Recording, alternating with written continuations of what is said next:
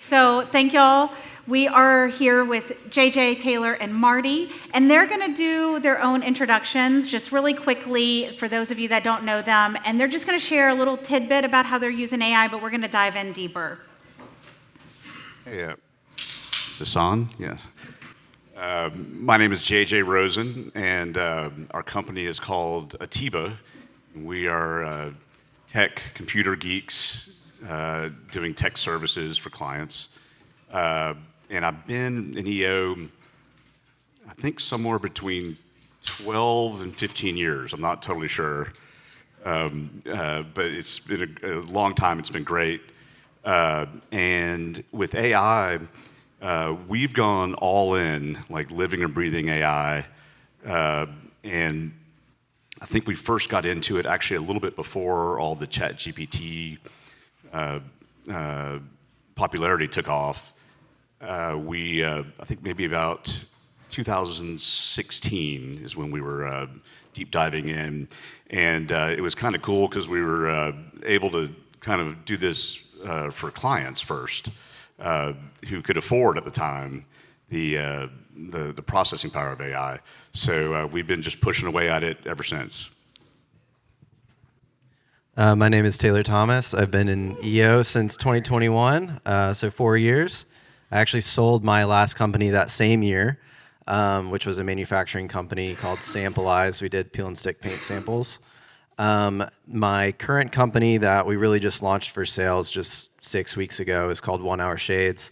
We do custom high-end window treatments really, really fast, and are planning on franchising that next year. How I'm using AI right now is primarily in building, because I don't have a large team yet. It's really just me and one other person. But I've used AI to build over 50 custom applications on top of our ERP software. And I've even used it to build physical machines. Since we do manufacturing, I've been able to figure out new ways to do things and build and design things that don't yet exist. Hi everybody. Marty Reed. I have been in EO for 17 years. I was your EO president during COVID. Gotta throw that nugget in there. I'm the chief product officer for the company that bought my company, Randa. This company is called Level Data. We do statewide teacher platforms in education, serve about 2,000 districts, 20 states. I use AI a lot just kind of for the art of the possible, for my team of, it's a 175 person company, kind of just showing them what's possible with AI. And then I also build a bunch of apps. I'm not 50, I'm 30 last month of apps that I built. And then also fun when I was at a show with a bank CFO, he said, we don't know what to do with AI. And so I built him an AI strategy, document, infographic, website, and a podcast for his CEO during the set break at a show. So lots of fun stuff. So fancy. So you all are using AI in different ways. Can y'all, and JJ, you can start, what extent are you really using it? Are you creating agents? Are you using automation? And maybe just kind of explain some of the tools that you all are using. Yeah, so our path to AI is, the first thing we did is we sort of established a little kind of our AI team. We called it Atiba AI. That was a creative name that we came up with. And basically the sort of task there was just to build what we named our AI roadmap. And it was just kind of planning on, how we're going to leverage this. And we saw some threats with AI, and then we saw some opportunities. And so we figured just focus on the opportunities would probably be the best thing to do. And so that roadmap, there was some things that were, obvious. And Elaine mentioned it before. It's like all of us need sales. So we were like, okay, let's focus on how AI can help us increase our sales, sales and marketing activity. And then the second one is we thought, okay, how can AI save us money? And so we started thinking about, okay, what are the non-salary expenses that we could optimize? And so that was the two focus areas. And so we built custom AI agents around those. And then we've kind of furthered it in terms of automation, like the processes and procedures. We have a document that we named How We Roll. It's like an internal thing for our processes and procedures. And I think I spent at one point a month working on that, and that was about maybe 7 years ago. And we just had never updated it since. You're busy just trying to keep everything going in the daily grind. And so we had these documented, and we thought, okay, this is a spot to start automating, but it was old. And so we ended up, and because we're coder nerds, we wrote some software that would scan all of our company-wide, all of our emails, chats, documents, and basically use AI to find what we're spending our time on, what's repetitive, and what could be useful to automate. So that's kind of been our start. And are you custom coding then your agents? Yeah, we're custom coding them. We're any spot where we can avoid custom coding, even though we're coders, we would try to do, because that's usually quicker and more predictable. But we've been custom coding them, and I guess an ancillary benefit for us for that is just it enables us to learn on our own stuff. So Awesome. Yeah, so again, I use it primarily in just building. Particularly, Claude has been really instrumental in coding. I remember I was working on a piece of software with ChatGPT over months and just running into the same problem over and over again. And then Claude Opus 4.1 came out, and I put it in there, and it solved it in 2 prompts. And so, yeah, Claude has been great for coding.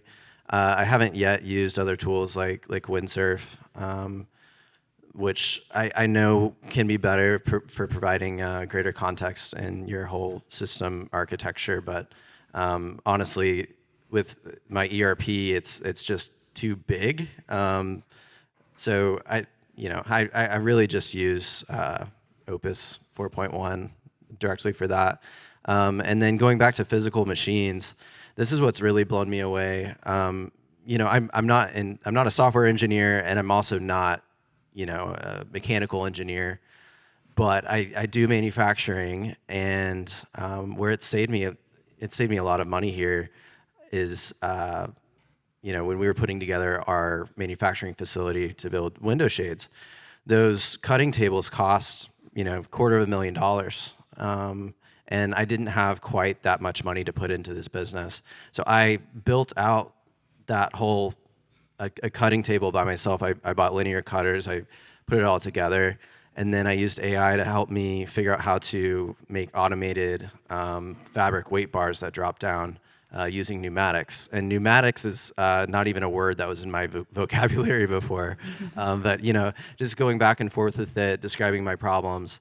And then within 3 days, I had a working system where I flip a switch and air-powered weight bars come up and drop down and hold fabric 300 pounds across the table.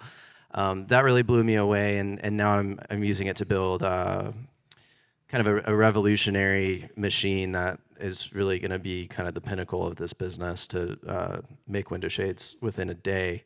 And it's a production device that cuts down window shades mobily. That has already been fully planned out with AI. It's found a bunch of off-the-shelf components to build a prototype. As soon as I have the time to piece it together, I will. But it's extremely exciting, and that's something that I could actually patent, which is cool. Yeah, that's primarily using it for building right now. It's amazing. Marty? So 2 things about me. 1, I'm incredibly lazy. And 2, I really hate whenever people tell me you can't do something. AI solves those two problems pretty well. Quick example of that, whenever I joined the company that bought Randa, as chief product officer, I was talking to the teams, and they have a product that they take business rules from states, and then they apply those business rules in real time whenever people are entering data. So it just changes the colors of the fields whenever they're putting in a student name or something like that. But they have to build all these business rules. And so they were spending, I don't know, full sprints. So 2 weeks to build 4 rules in the software. And I said, that's ridiculous. There's no reason that you should be doing that. And they said, well, it's so complex. Here's all the reasons why it's complex, blah, blah, blah, blah, blah. And I said, sorry, I don't agree. And so quickly built with Lovable is one of the tools that I use. So that's kind of the main way I use AI, that kind of art of the possible. Don't tell me you can't, because I just did it. But I'll give you a quick workflow. Again, going back to the lazy part. So I write short prompts. So what I do is I use Prompt Cowboy on the front end. What does Prompt Cowboy do? It makes your prompts not suck.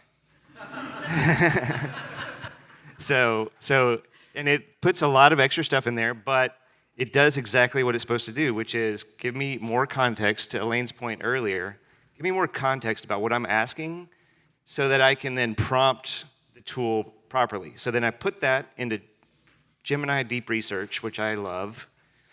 Deep Research generates a much broader context. Then I can do an infographic from there, and then I can use that infographic to kind of communicate those concepts to my team. And it does a really great job. Or I can then prompt the Deep Research to say, hey, I want to build an app out of this. Give me prompts for Lovable to do that. And then I take the prompts from there, and I plug them into Lovable, and I have, the framework, the structure of an app, end to end. I mean, you're half an hour, and almost to a real app that you can use. I was actually telling somebody earlier, I built one app, and then I went to my 17-year-old, and I was like, hey, go finish this. And he's like, well, how do I do that? And I said, well, just think about like if you're talking to a software developer, and he's done some of the Google tools and things like that. And that afternoon, he had it done. So it's so empowering to kind of give people this art of the possible. Mm-hmm. And that's kind of my primary use case in solving the lazy problem. I love the tools that you mentioned too, and Lovable is fantastic. So check out those. Make sure you're writing down these tips for you all. So Taylor, something that I was thinking about whenever you were talking is you're not a coder. This is something that now you are. Now you are. But so this is a new business. Did you have the idea and then you were like, I'm going to use AI to do it? Or did you, what was your light bulb moment to say, I'm going to start this new business and I can have AI help me do it? So the start of this new business is actually a very long story, and it's kind of a nasty one.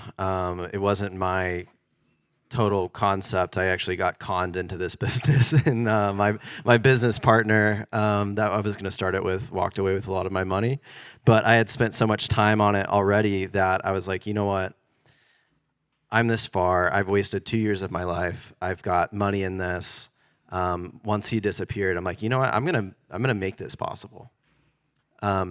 He lied to me over and over again about what we had.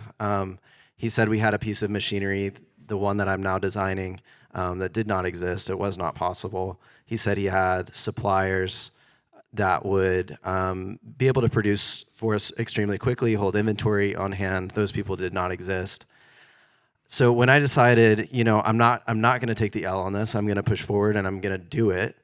AI was instrumental in helping me fill those gaps and trying to figure out, the way forward and how I'm going to do this. Oh my gosh, that's amazing. Thank you for sharing that.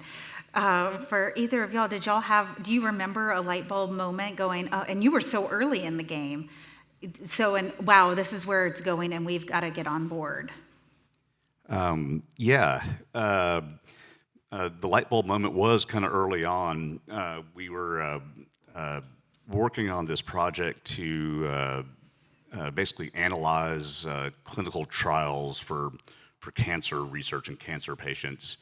And normally, it's like this kind of large database, and you have queries, and it's just kind of the normal database.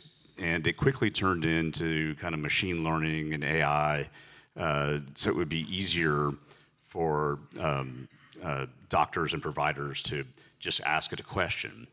And so kind of when you saw that, that was the light bulb that, okay, there's like going to be a more efficient way to do things. I didn't totally anticipate it moving this quickly, just because the expense was very high at the time. I think we were using like a Google API, like a Google service, but the expense was significant. So it kind of felt a little out of reach for like the small, medium businesses or just the individual person. But you could sort of see that coming along. And so that was kind of when I thought, okay, we need to a little bit be prepping for this. Yeah, interesting. What about you, Marty? So there's been a number of them. I've been playing around with AI type tools for a long time. So I'd say around 2010, I was walking the team through how a neural network works, and like giving them kind of ideas of like how we could make these decision trees much easier and things like that. So like 2010, seeing neural networks come out. 2016, I had a USB drive from, I bought it from IBM, and it was a machine learning tool that they were selling for, I don't know, $1,000 or something like that. And it was really cool. And then one of my team members took that, built a predictive model for how teachers perform over time, what the perfect kind of teacher-student fit was. And so every time that one of those moments came up, it was like, okay, it's taken a huge leap forward. And then ChatGPT comes along, and you have this kind of conversational algorithm. So I think my light bulb moment was whenever people started going, which AI did you use to do this? And so for me, it's like, okay, well, now I just have to own it. But one great story, the CEO of the company that I've joined, professional, private equity CEO, everybody in this room knows what that means. And so I generated an AI strategy for the company, because he's like, we've got to have an AI strategy. And I said, cool, here it is. And he said, we would pay McKinsey $1 million for this report. But those moments where you have people that have been professionals in the industries at scale saying, the thing that you did is producing tremendous value, that's like, you just have to lean into that. Yeah. So one of the things that I hear often whenever I'm talking to companies about AI usage is they have they're scared to maybe bring it to their team because their team has a fear of, is this going to replace me? How did y'all navigate bringing AI in? Was it embraced? Was there any fear around it? Whoever wants to start. So one of my team members, she wanted to move into kind of product leader, product manager. She's not. That she's very, very thoughtful, very good at kind of communicating, just not very good at kind of turning wrenches, if you will. And I said, look, if you want this role, you're going to have to 10x your productivity. And she goes, well, what do you mean by that? And I said, well, like, you can produce one user story now in a week. Like, you got to be doing like 10 to 50 user stories in a week. Like, there's just, well, how do I do that? Well, here's a tool to do that. And, she excelled in the adoption of that, and therefore was able to, probably not 10x, but 5x her productivity. So giving them a goal that was kind of really insurmountable, and then giving them a tool to accomplish that goal was kind of how I've pushed the team into adoption. I love that, because it wasn't about replacing them. It's helping them do their job better, faster. That's exactly right. Yeah, it's just getting better, being more efficient with your time, because that's the big push in software is, okay, well, we should be able to fire half our staff, and AI should be taking that on. Well, that sucks. But in that same vein, you do have to be 5 to 10 times more productive than you were yesterday.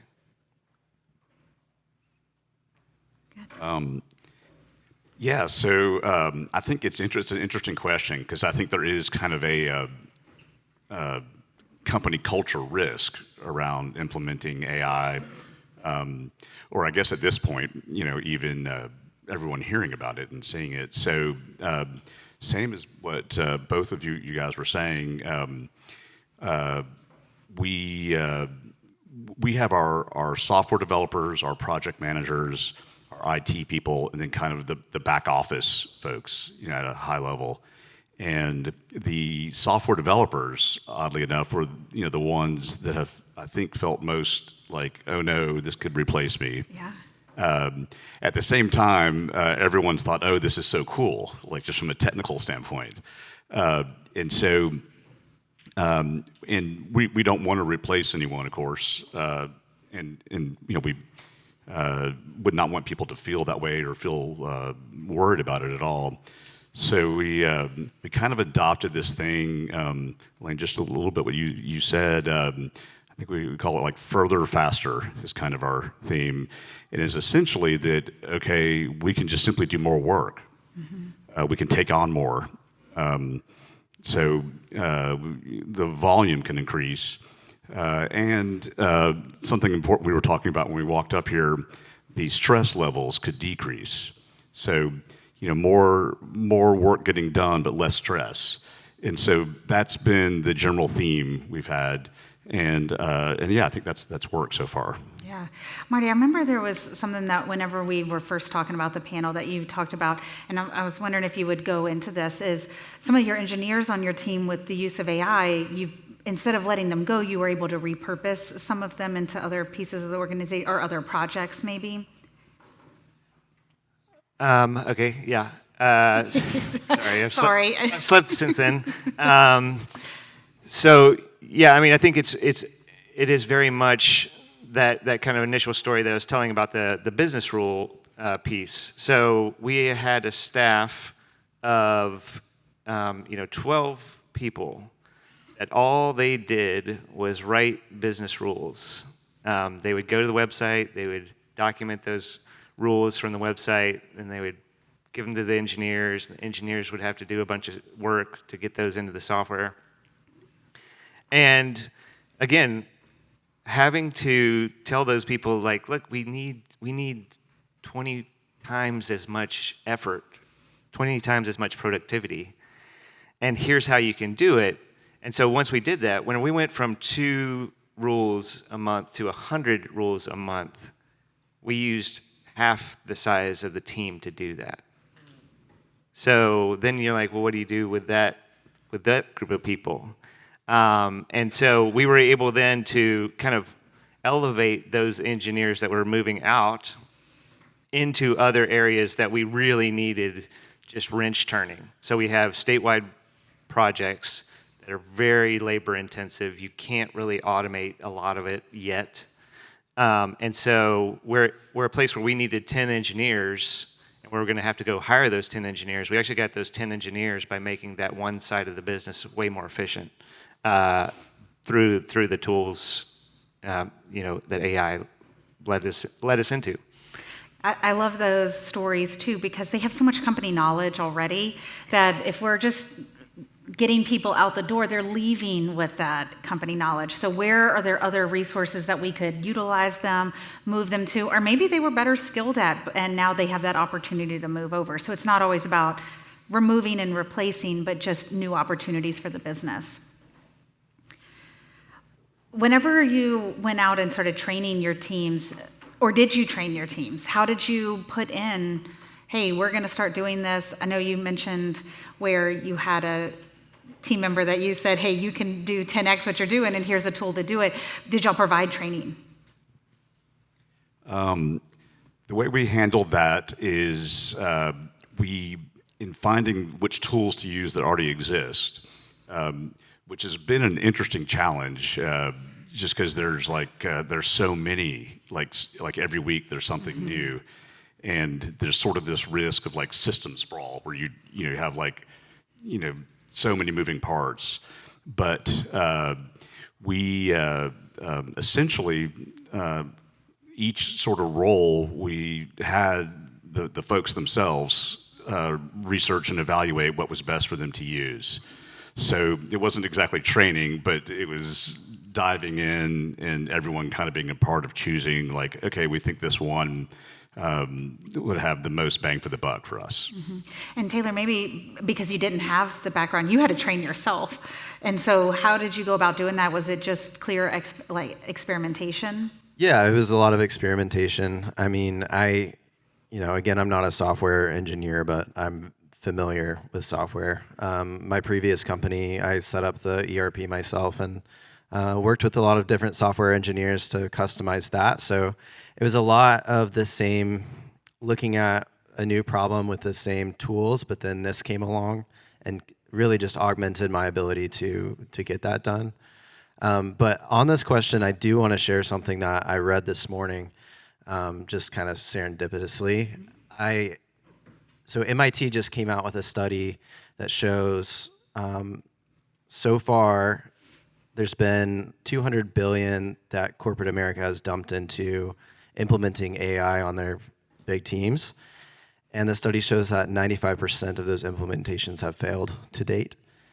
However, it later goes on to show that the 5% that do succeed, a lot of them are using integrators of some kind.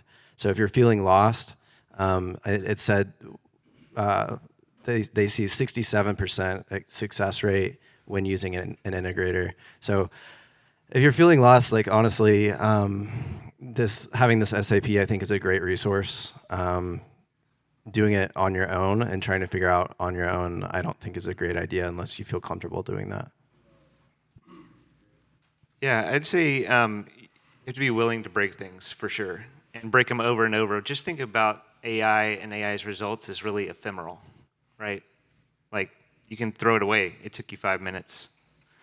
So experimentation is way cheaper for us individually. I'll say on the training side of things, one is just working individually with some folks and getting them up to speed. And then recently for our product organization, I did kind of from the chief product officer, we did an on-site working through one of our pieces of software, like what features should we build, what should we do next, so on and so forth. And so we did full day workshop.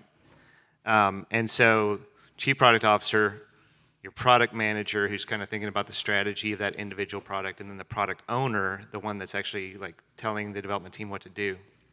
And so for our product team, we had those three perspectives for the entire team. So as a chief product officer, I think about it from strategy and rapid prototype and the art of the possible. And then the product manager says, I'm thinking about prioritization and I'm thinking about which features we should build. And then the product owner is thinking about, okay, now how to articulate those user stories to the engineers, and kind of giving the team an end-to-end experience of like, here's in these roles, this is how you would use the tools. But a lot of it is just like, hey, Marty, I was trying to do this, and I don't know exactly how I would use that. And so kind of, AI is a thought partner as well. So leveraging it in that way is pretty cool. Yeah, Taylor, one thing that whenever you were mentioning the study that you read, I was thinking about, I did a speaking engagement earlier this year, and it was in front of large organizations. AWS was there with Amazon, Atlassian that owns Trello and Loom and Jira. So these huge corporations. And I'm going into it, I'm like, oh my gosh, am I going to give value to these large companies? I am not over-exaggerating. That morning, I went and changed my slides because they didn't know, they hadn't used AI yet. Wow. I have a monthly call with Atlassian's team to help them know how to use AI agents so they could talk to their customers. Wow. So the fact that we're in here and we're talking about use cases and you're using these things is so far ahead of where we're going to start seeing a decline in corporations because they can't figure it out. And a lot of them are saying don't use these things because of security reasons. So if you're looking at it and going, let me train my teams, let me support you, let me help you find the tools, you are going to be able to move ahead. We are going to be able to do things that the large corporations aren't going to be able to keep up with.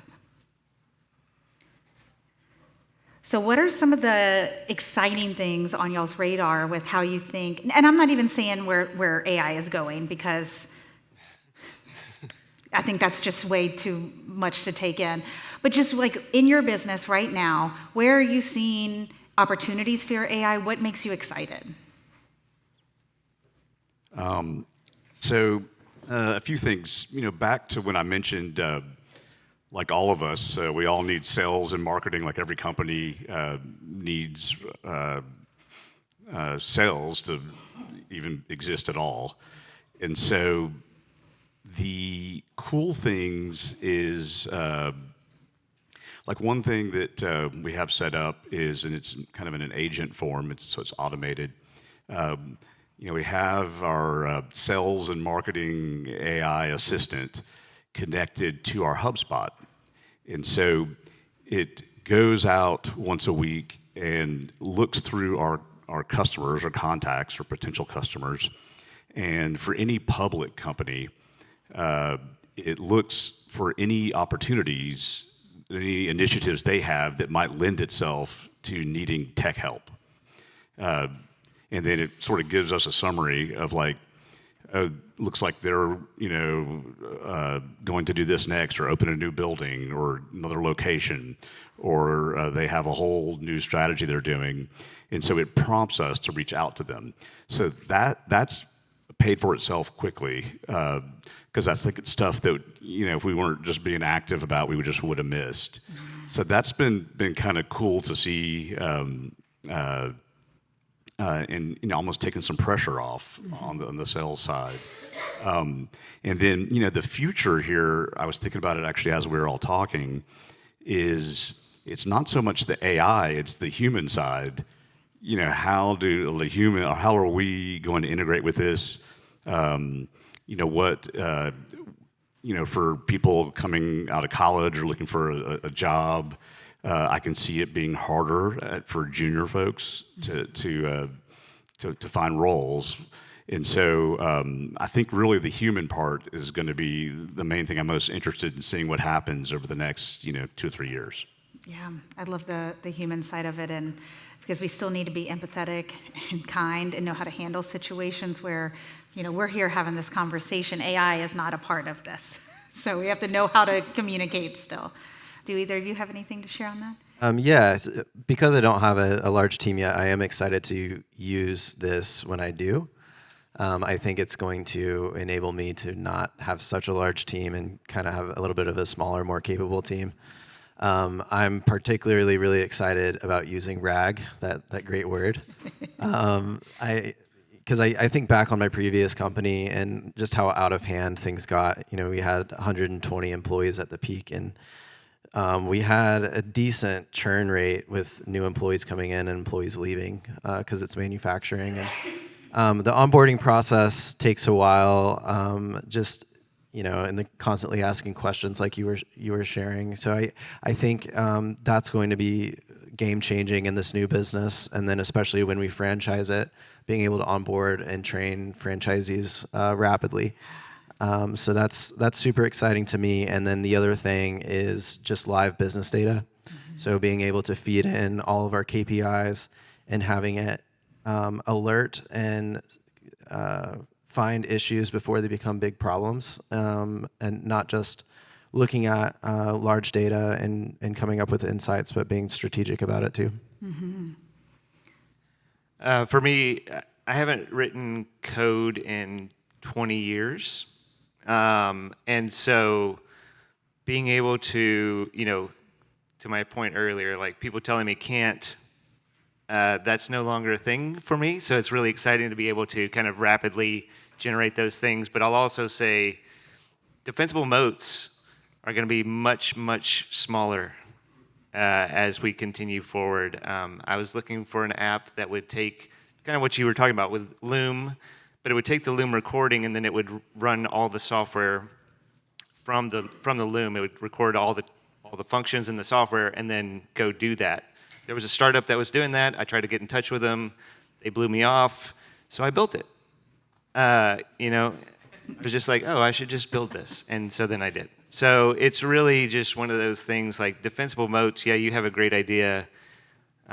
Watch out. Because people understand how that idea works and can apply AI to do the thing if you're not thinking about it rapidly enough. Are there any security things with AI that you keep top of mind, that you consider with your team, that make sure that they know? How do you think about security with AI? I think that's a pretty critical, kind of topic and component of all this.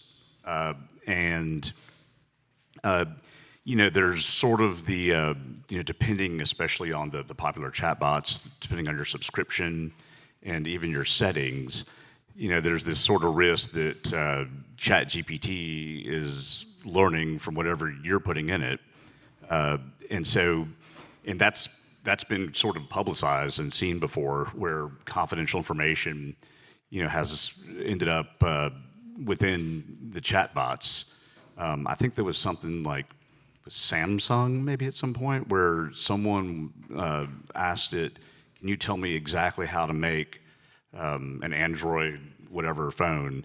And it came back with all the detail, and it turned out that I guess one of their employees was just using that. Security, I think, is a big aspect, and there's a training part of that. There's also some tools that are getting better quickly to help around that.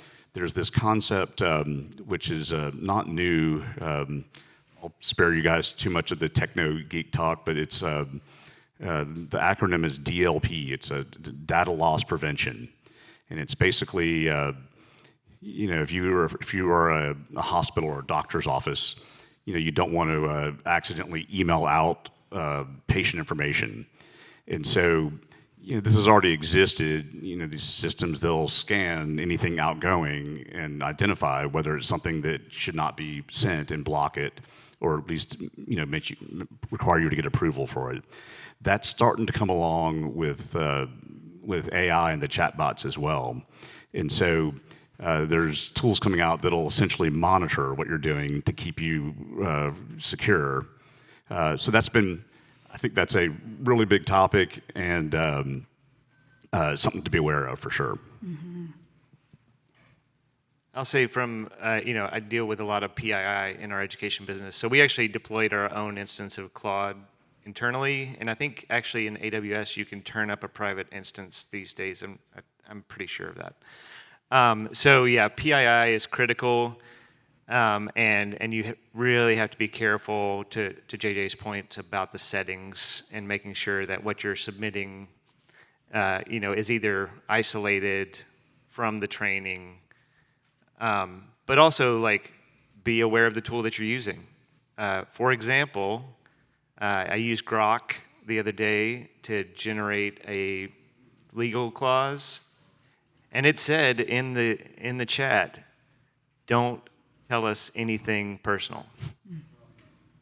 So that was the first time I actually got prompted by the LLM to say, make sure you're not telling us anything important, because we will use it.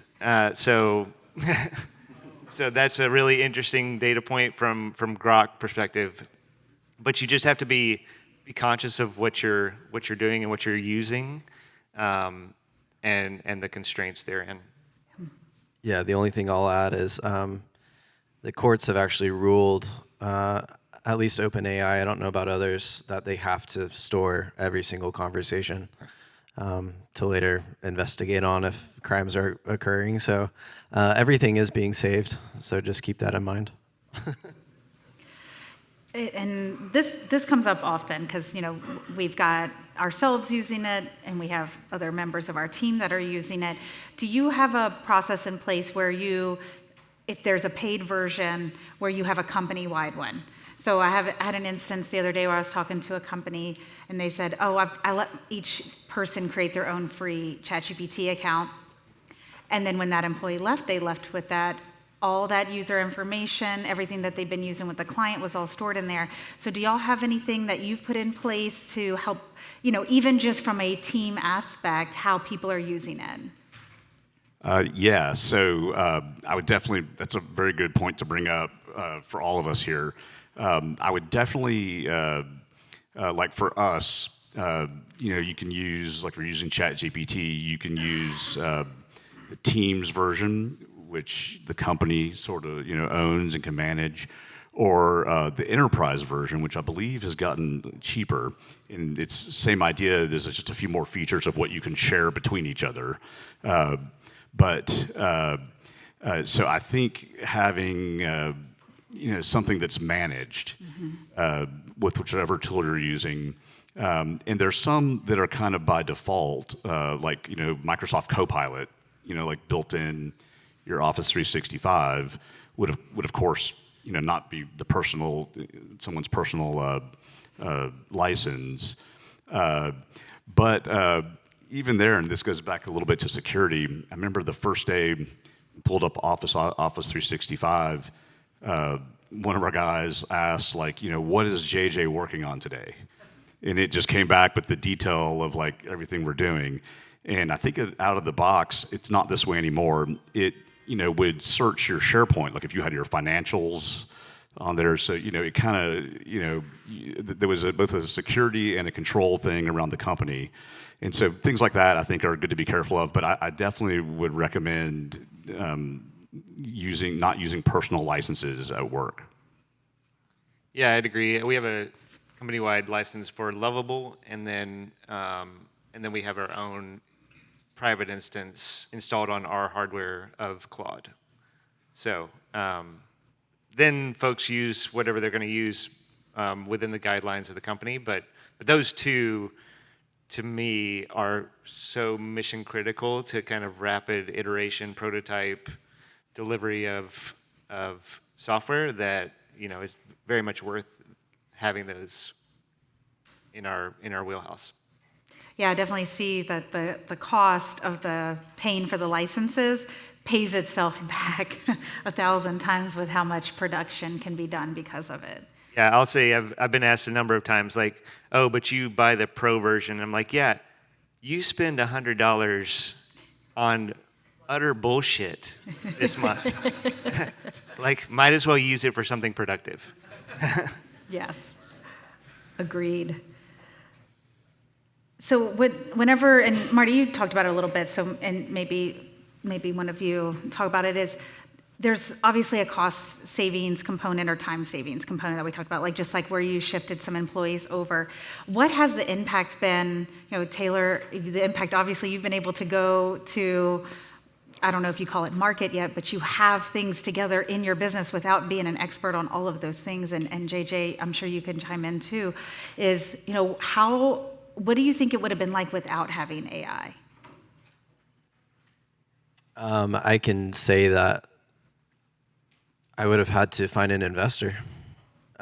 Just going back to the software, building 50 custom apps, that probably would have cost $200,000, $300,000 right there. The cutting table that I put together and engineered myself, I had 15,000 in that, and that saved me over 200 grand right there. Just those two examples, it's like $500,000. Yeah. So are you bootstrapped then, and you haven't brought any in? That's amazing.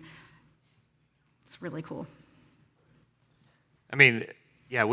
That move that I talked about earlier, that was $1.5 million of savings right there. So. Yeah, this is a fairly simple thing to do, but on our sort of portal of AI assistants that we have on our screen at work, one is an accounting one, and this was all, again, as Marty was saying, relatively easy to do.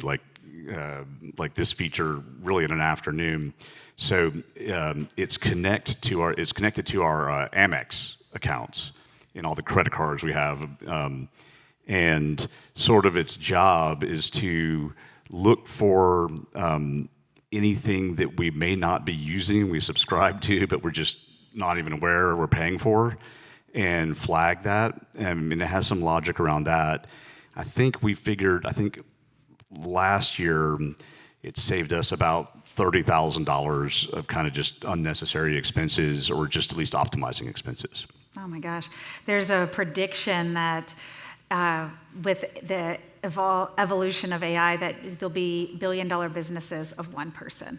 And I think what you're doing right now is the perfect showing that, that this is a feasible thing. I think coming into our future is it can be you, a bunch of apps, a bunch of AI agents, and you can relax. Is there anything, just looking back on the last few years, that you think you would have done differently with AI? Anybody that wants to start?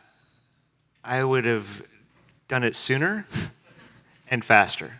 I don't know how I would do that, but the adoption curve of just leveraging the tool and experimenting rapidly. So I was just writing down like tools to play with.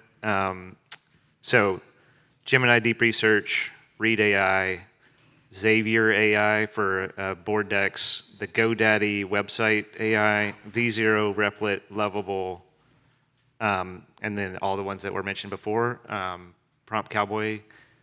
Being on top of the new stuff coming out, it's coming out so rapidly that you really have to be plugged in and really listening to all the different innovations. So that's the thing I would have tried to start earlier and push the team further, faster.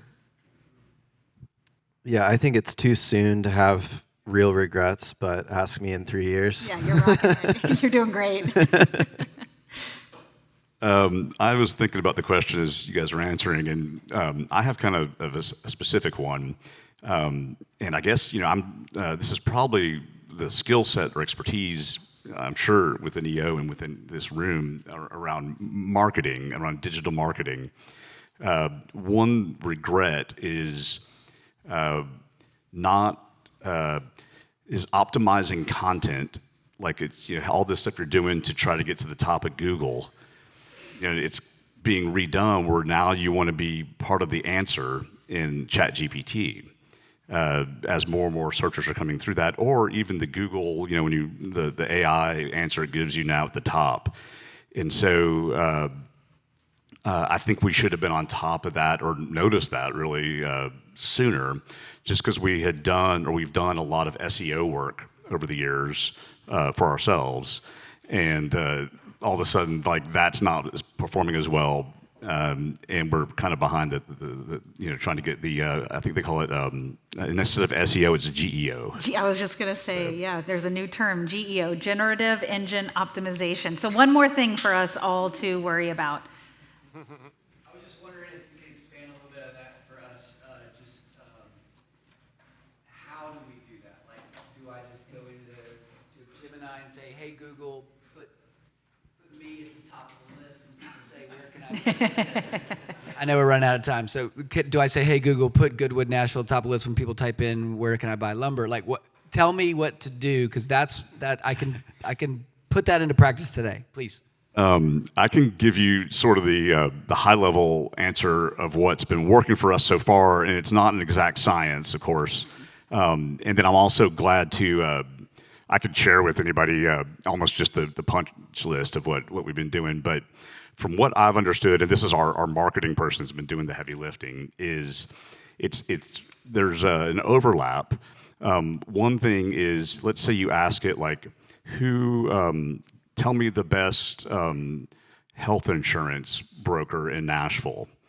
And you used to be doing that on Google. Now you're wanting to come up in chat as a answer to a prompt in ChatGPT or whatever. The answers that it gives, you want to kind of, at least what we've been doing is kind of reverse engineering to see where it got that answer. So, like, for example, I know like Clutch, like the review site, like that's become more popular than the Google reviews, or more, seems like it's more of a data source. And so kind of trying to reverse engineer like how it found its answer. And then the other thing they say to do is put content out there in the form of question and answer. So if it's a blog, start it with like a question is the title of the blog, or think like FAQs. And so it's not an exact science, but I'm glad to share at least what we've been doing if it's helpful. And HubSpot has a free tool as well. I don't know if you've seen that, where you put in your brand and some information, and it'll give you a report back and tell you where you should work on. Go ahead, Shane. Sorry. No, we're opening up for questions, so it was perfect timing. Yeah, but I just wanted to add to that. We've had really good luck with, actually, if you say, who are the best X in Nashville on ChatGPT, then you can say, okay, now act as an SEO consultant and tell me what my company would need to be in this list, would need to do to be the number one on this list. Because ChatGPT is the one answering the question, it will tell you what you need to do. Okay, we have time for one more question if anybody wants to ask. Go ahead. So I think, JJ, you were talking about privacy and that being the biggest concern. So, with Google, I'm going to be a conspiracy theorist for just a minute. It feels like everybody is listening. You say something to your wife and all of a sudden you're So how do you protect yourself in that area with AI? That was directed right towards Yeah, you. it's JJ. So a few things. One is, choosing which chatbot or which, even chatbots, even just vendors are using, and checking out their privacy policies on what their terms are. And that too, to Shane, like you can go into ChatGPT and say, compare all the chatbots, the company's privacy policies. So just knowing which ones, what they do right off the bat, like from a legal standpoint, I think is good. You can also, there are settings where you can tell it not to remember what your conversations are. So not the on top of the not sharing it with their learning model. Like if you kind of go in, you'll see a history, almost like your history in Google of searching. You can essentially do that.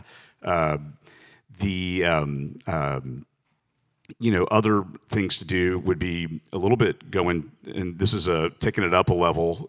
If security was a high risk or confidentiality, a little bit, Marty, what I think you were saying is just like train stuff on your own data internally. And so at least for a company, like that's what we have. Like our proposals, we have all loaded in. So our AI is trained primarily on our own documents, and so it's an internal LLM. It doesn't go. It's not even using a third-party ChatGPT type thing. Perfect. Well, thank you guys so much for sharing all of your experiences and knowledge, and thank you all for everybody that came to our AI workshop.